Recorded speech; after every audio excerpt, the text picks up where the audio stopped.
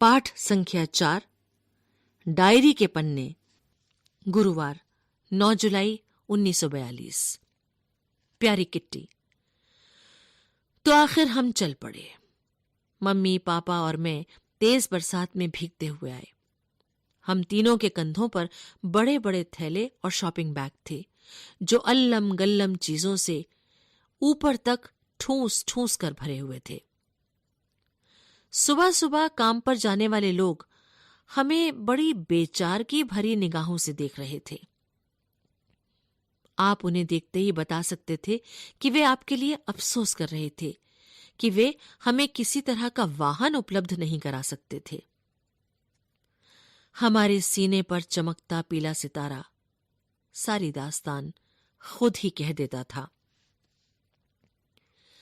जब हम गली में पहुंच गए, तभी पापा और मम्मी ने धीरे धीरे बताना शुरू किया कि उनकी योजना क्या थी।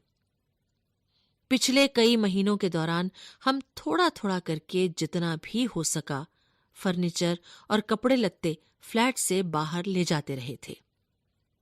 ये तय कर लिया गया था कि हम लोग 16 जुलाई को अज्ञातवास में चले जाएंगे। अचानक मार्गरोट के लिए बुलावा आ जाने के कारण योजना को 10 दिन आगे खिसकाना पड़ा था। इसका मतलब यही था कि अब हमें कम तैयार किए गए कमरों में ही गुजारा करना होगा। छिपने की जगह पापा के ऑफिस की इमारत में ही थी। इसे समझ पाना बाहर वालों के लिए थोड़ा मुश्किल होगा, इसलिए मैं थोड़ा बहुत समझा देती हूं। पापा के ऑफिस में काम करने वाले लोग बहुत ज्यादा नहीं थे। बस मिस्टर कुगलर, मिस्टर क्लीमेन, मिएप और 23 बरस की टाइपिस्ट जिसका नाम बेप वोस्क्वेल था। उन सबको हमारे आने के बारे में खबर कर दी गई थी। मिस्टर वोस्क्वेल, बेप के पिता, 2 और सहायकों के साथ गोदाम में काम करते थे। उन्हें कुछ भी नहीं बताया गया था। इमारत के बारे में थोड़ा सा बता दूं। तल जमीन पर बना बड़ा सा गोदाम काम करने की जगह और भंडार घर के रूप में इस्तेमाल होता है। इसके अलग अलग हिस्से बने हुए हैं। ये हिस्से गोदाम, पिसाई का कमरा वगैरह हैं, जहां इलायची, लौंग और काली मिर्च वगैरह पीसे जाते हैं।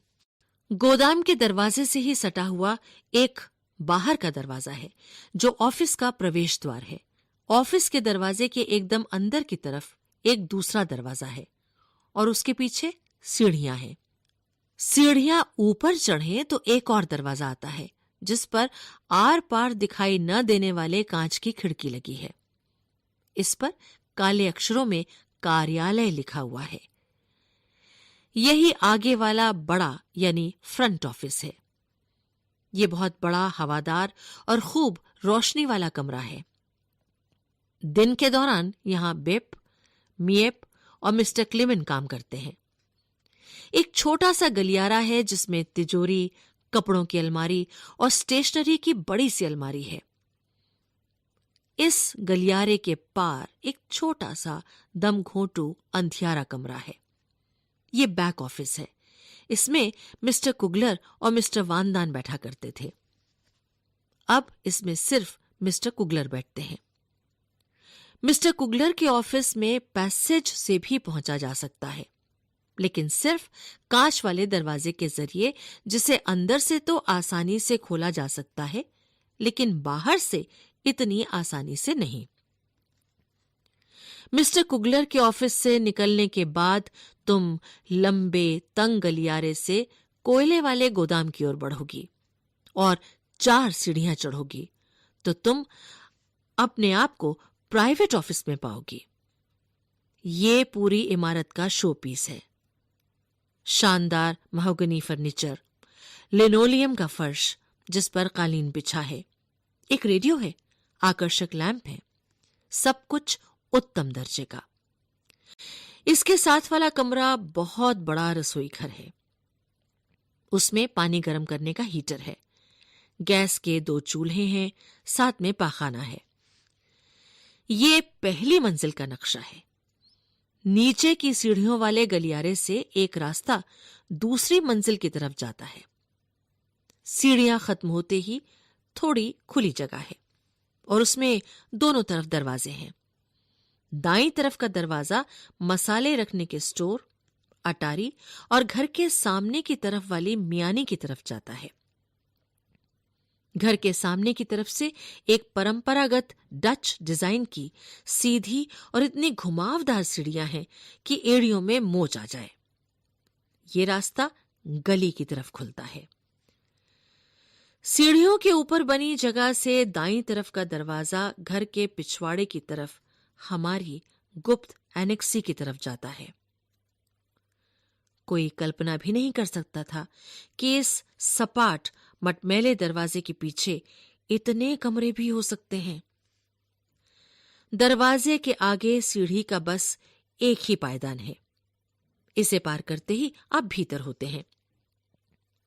आपके सामने ही कई सीढ़ियां ऊपर की तरफ चली जाती हैं।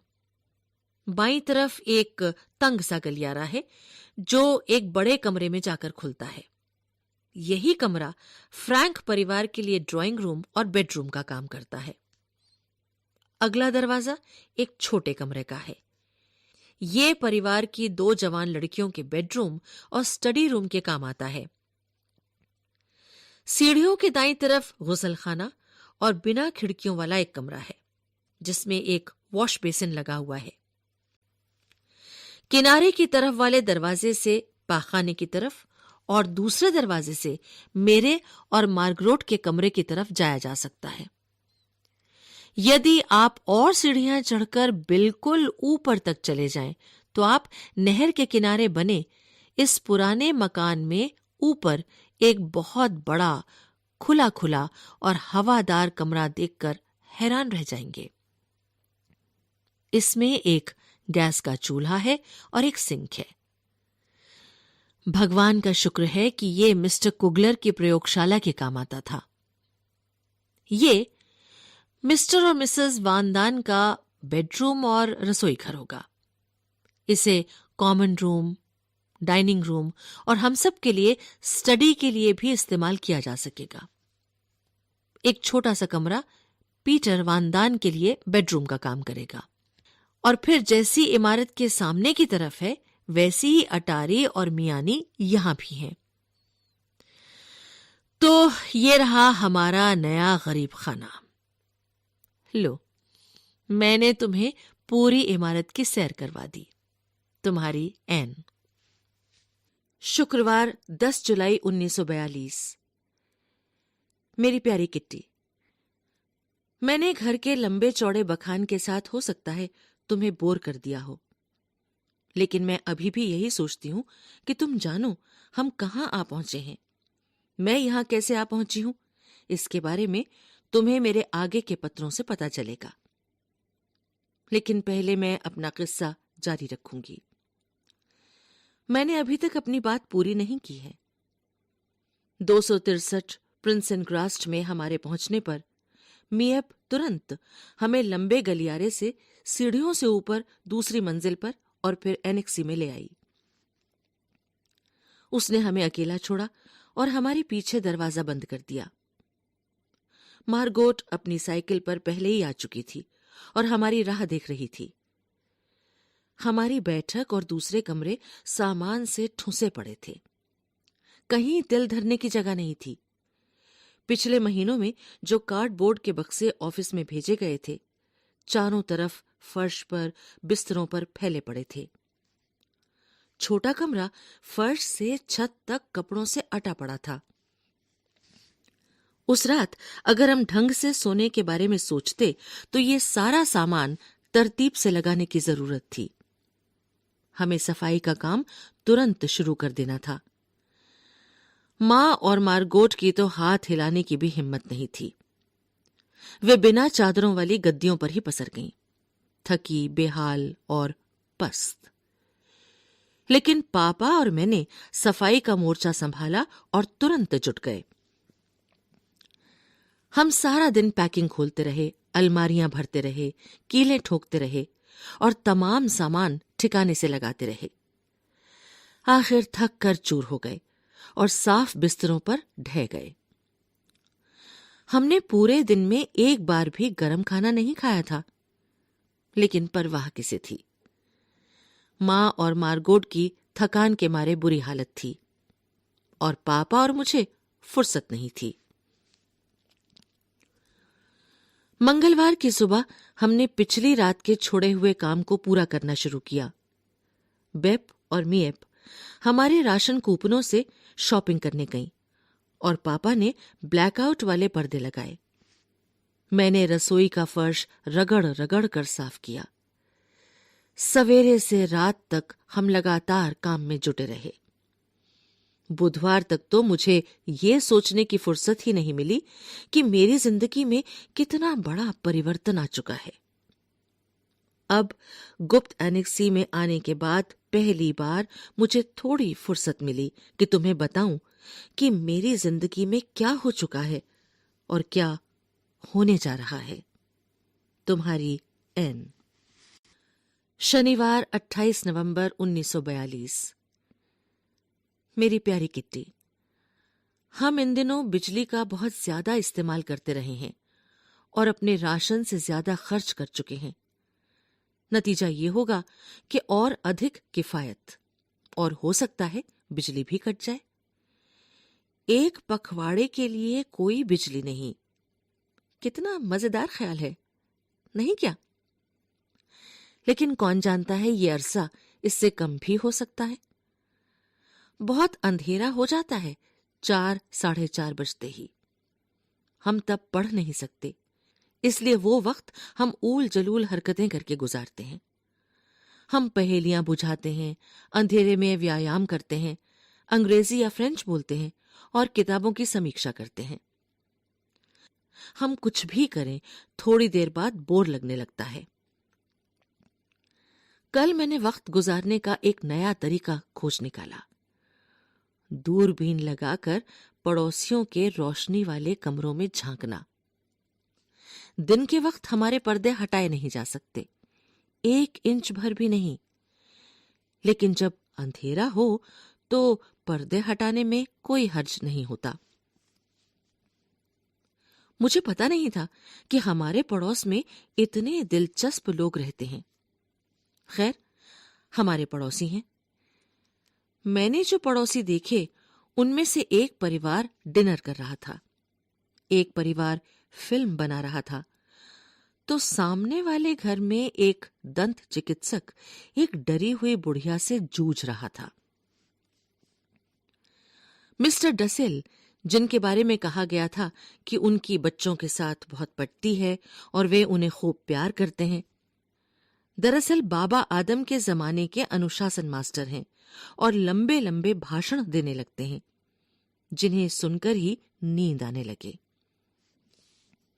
चूंकि मुझ अकेली को ही ये सुख मिला हुआ है कि मैं उनके साथ, महाराज डसेल के साथ, ये लंबोतरा सकरा कमरा शेयर करती हूं, और चूंकि मुझे ही हम 3 बच्चों में आमतौर पर खर दिमाग और तुनक मिजाज समझा जाता है, मेरे पास यही एक उपाय बचता है कि उनकी वही पुरानी डांट फटकार और भाषणों की लंबी लंबी उबाऊ श्रृंखला की तरफ कान न धरूं, न सुनने का नाटक करती रहूं।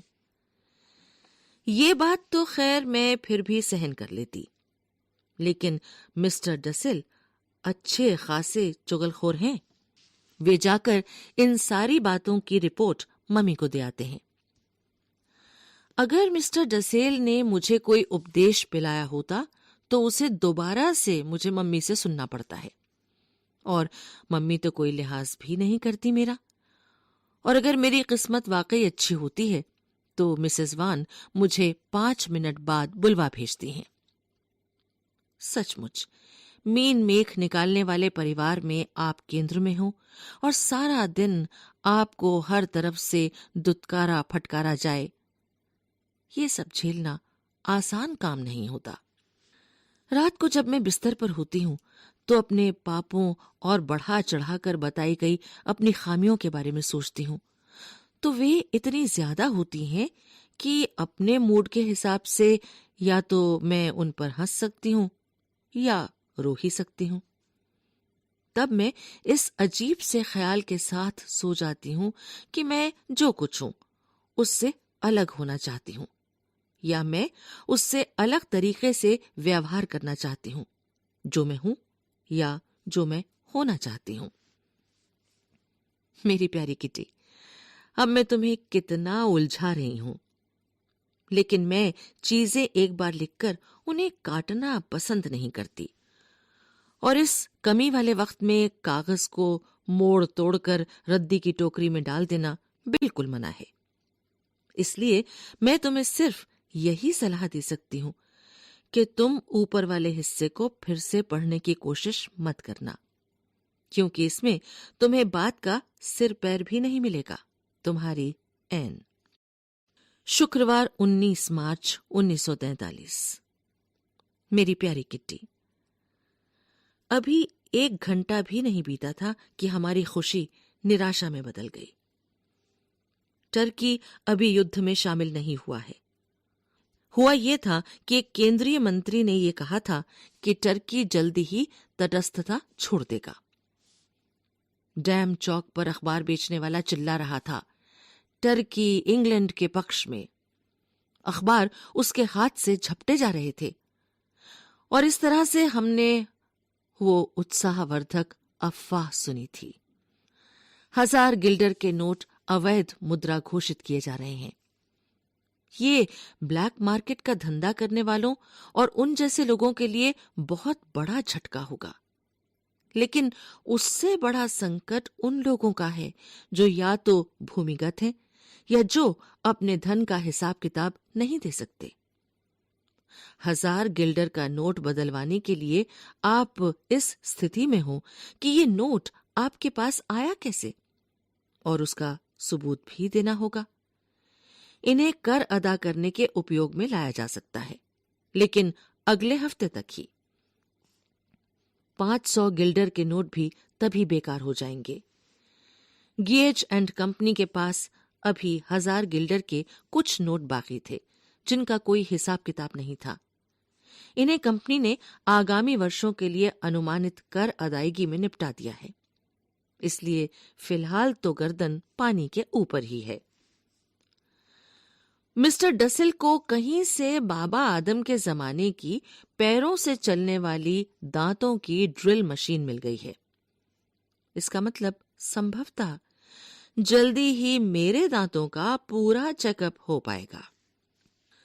जब घर के कायदे कानून मानने की बात आती है तो मिस्टर डसिल भयंकर रूप से आलस दिखाते हैं। न केवल वे चार्लोट से पत्राचार कर रहे हैं, और भी कई दूसरे लोगों के साथ भी चिट्ठी पत्री बनाए हुए हैं। मार्गोट, जो कि उनकी डच अध्यापिका हैं, उनके ये पत्र ठीक करती हैं। पापा ने उन्हें मना किया है कि वे ये सब कारोबार बंद करें, और मार्गोट ने उनके पत्र ठीक करने बंद कर दिए हैं। लेकिन मुझे लगता है वे अपनी चिट्ठी पत्री फिर से शुरू कर देंगे। जनाब हिटलर घायल सैनिकों से बातचीत कर रहे हैं। हमने उन्हें रेडियो पर सुना। सचमुच ये सब कुछ करुणाजनक था। सवालों जवाबों का सिलसिला इस तरह से चल रहा था। मेरा नाम हेनरिक शापेल है। आप कहां जख्मी हुए थे? स्नालिनग्राद के पास। किस किस्म का घाव है ये? दोनों पांव बर्फ की वजह से गल गए हैं और बाएं बाजू में हड्डी टूट गई है। ये बातें जस की तस दे रही हूं जो मैंने रेडियो पर कठपुतलियों के खेल की तरह सुनी। घायल सैनिक जैसे अपने जख्मों को दिखाते हुए गर्व महसूस कर रहे थे। जितने ज्यादा घाव उतना ज्यादा गर्व। उनमें से एक तो हिटलर से हाथ मिलाने के ख्याल से ही इतना उत्साहित हुआ जा रहा था, मेरे ख्याल से तो अभी भी वो उसी उत्साह में होगा, कि वो एक शब्द भी नहीं बोल पाया। मुझसे डसेल साहब का साबुन जमीन पर गिर गया था। मेरी किस्मत खराब थी कि मेरा पैर उस पर पड़ गया। अब पूरा साबुन ही गायब है। मैंने पापा से कहा है कि मिस्टर डसेल को इसकी भरपाई कर दें। उनको हर महीने युद्ध के समय के घटिया साबुन की एक ही बट्टी मिलती है। तुम्हारी एन।